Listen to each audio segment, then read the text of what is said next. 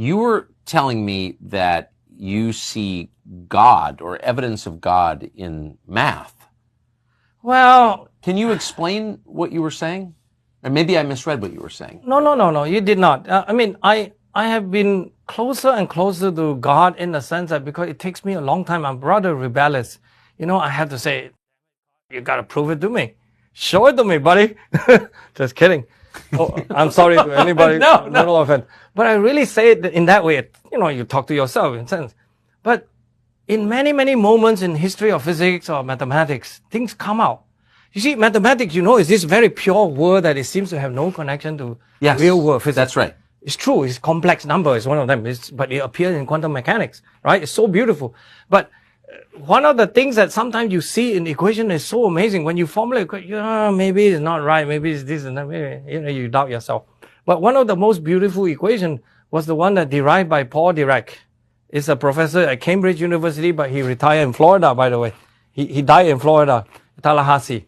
It's a refuge for him because he doesn't like to talk. He would sit there for 5 days, he don't talk. One day, all of a sudden, he talked. But anyway, he formulated, he's a beautiful man. Paul Dirac, he formulated this relativistic equation for electrons. But in one of the equations, the solution come out to be a negative sign. Not only that, there's a square root involved, so there's strange behavior. There's a negative sign in law, but it has the exact property, like an electron and all that stuff. How come? Everybody say you crazy, you stupid, this and that, right? He's not even he didn't, no sweat, buddy.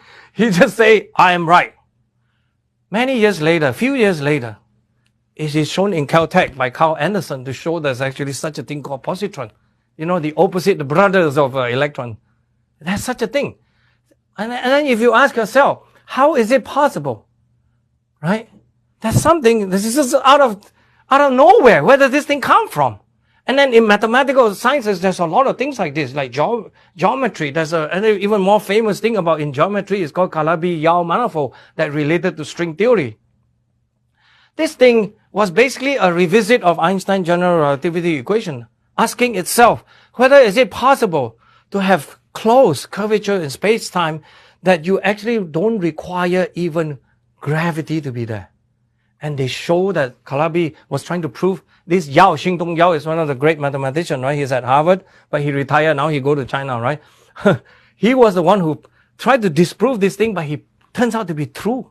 That it's true that you can have closed curvature in space-time that without gravity even.